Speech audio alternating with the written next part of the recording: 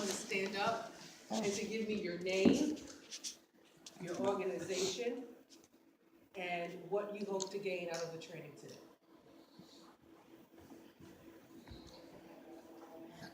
Don't be shy, church folks.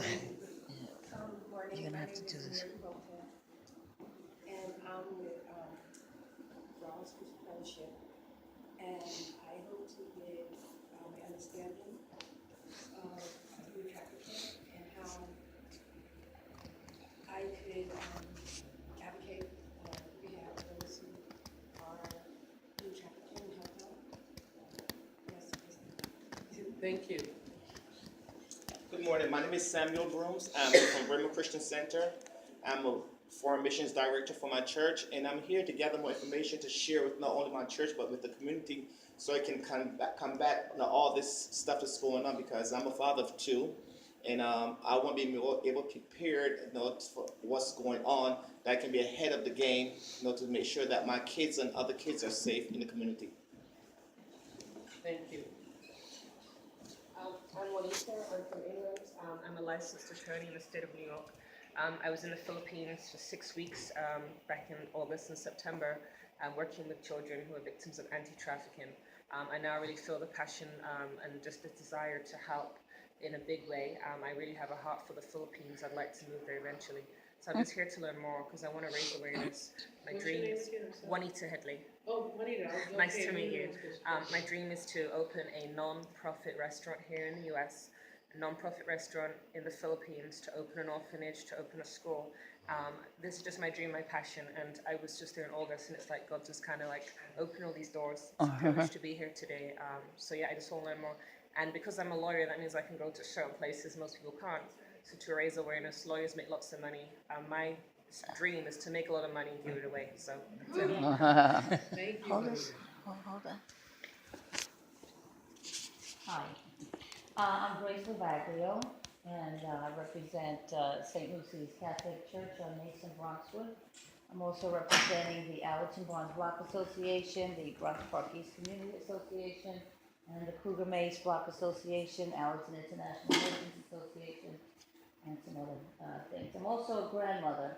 I'm very involved with the church, but as a grandparent, I have 8 grandchildren, but I'm also the neighborhood grandmother, if you will. So I look out for the children in the neighborhood and just everywhere. So I want to learn as much as I can about what's going on, know what the signs are, so that I'm not a person that stands by and just watches. I basically jump in. So I want to know what I'm supposed to know to help. Thank you. Thank you. Larry Moriello, I'm also from St. Lucy's Church, and I'm affiliated with most of the same organizations as Grace. I'm looking to get some information here to bring back to our church. Nobody from the church was available to come also, so I'm looking to bring some stuff back and increase awareness to the parish. Hi, my name is Vivian Chabrier, and I'm a board member of Urban Family Empowerment Center, a faith-based 501c3 nonprofit. I'm also have 2 certifications in understanding domestic violence and the intersections that plague our society, and I really want to learn how the church can be at the forefront of combating these problems. Historically, the church has always been at the forefront of every civil rights movement that this country has seen, every human rights movement, and this is just as important. Amen. Amen.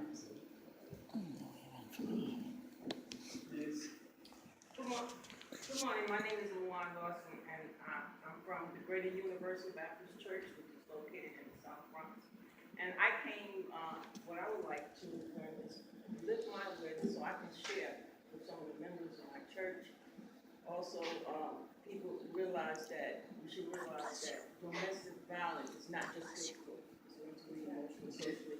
And I want to learn spiritually, and I want to just, take this back to the members of my church. Thank you so much. It's not loud now. Next. Hi, my name is Yolanda. I'm here on behalf of my pastor, Pastor John, and Pastor Felicia Waterwright International. We're here to learn as much as we can about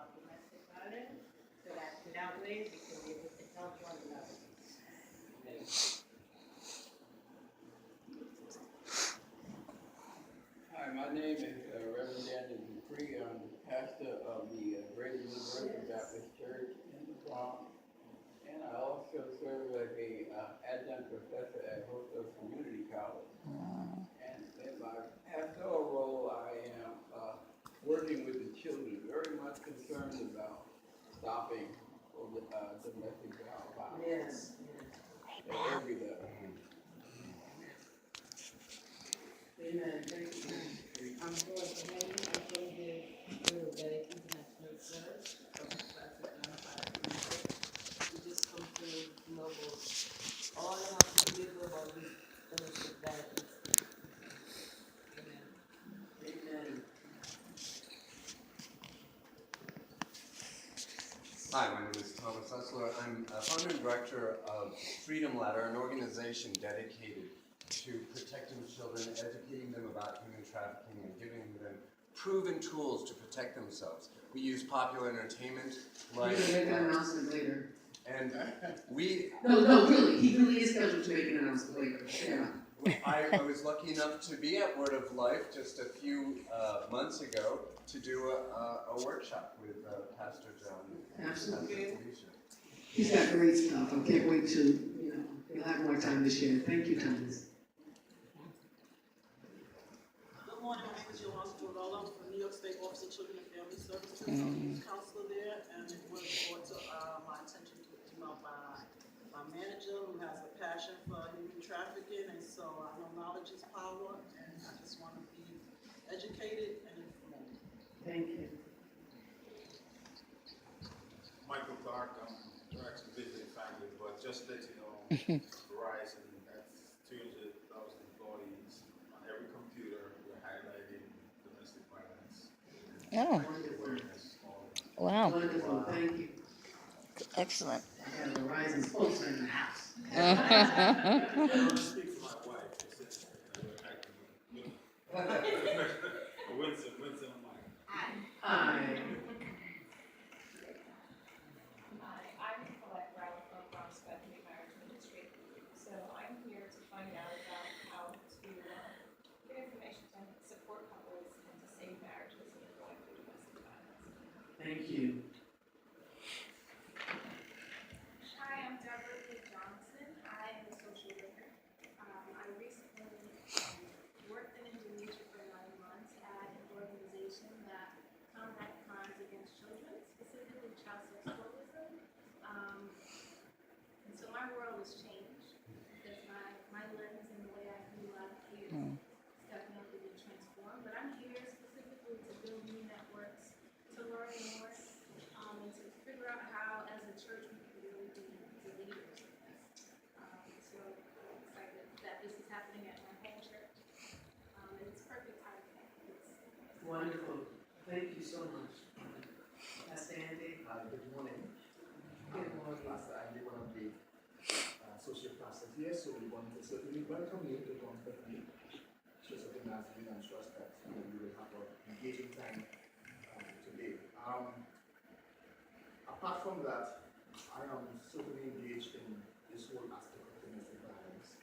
And I attended one of the national workshops some time ago, and got stood up to do something over the summer where we had discussions here on domestic violence. So this is a continuation of what we're getting to. I'm the men's pastor here, so I'm trying to get men engaged in this particular area. Good morning, everyone. My name is Pamela Hamilton Johnson, and I feel welcome being in the church. I've never been in here before. It's a beautiful church. I am the executive director of the East Chester Heights Community Center. East Chester Heights is about 5 city blocks long. There are 1,800 apartments in the complex. I run the community center. We do have domestic violence, but I wanted to add on the sex trafficking as well. We already do workshops already, so I'm here to learn some more to bring it to the community. I'm also very happy. I was the president of the school board for the last 2 years. I just left in June, so I'm really interested in bringing that to the schools as well. Excellent. Excellent. Thank you, ma'am. Hi, Hi, good morning, everyone. My name is Titi Lyle Morgan. I'm a social worker. I currently work for the Administration for Children's Services. I'm here to gain more knowledge about this topic for my professional life, but also as a community member. I live in Harlem, and I'm really interested in seeing what I can do for my community. Okay, that's it. Okay, great. We can just give each other a hand for and I'm very excited because this will be a very interactive time. We're going to have a working lunch as well. We're going to start out this morning with domestic violence, and then we're going to conclude in the afternoon with human trafficking. And so, without further ado, I'm going to introduce, first of all, we met our Bronx issues, our Bronx Borough Director, one of them, Reverend Kim Osario. So she's an amazing woman of God. And then we have here our vice chairs for domestic violence for the Not On My Watch movement. We have our Reverend Evelyn Pacheco and Doreen was saying, and I'm Reverend Q English. I chair the New York City Faith-Based Coalition Against Human Trafficking and Domestic Violence. It was years ago, a couple of years ago, I had seen the movie. You guys have heard the story, why I was really passionate about this. It was called 12 Years a Slave. How many have seen that movie? It's a very powerful movie, a very moving movie.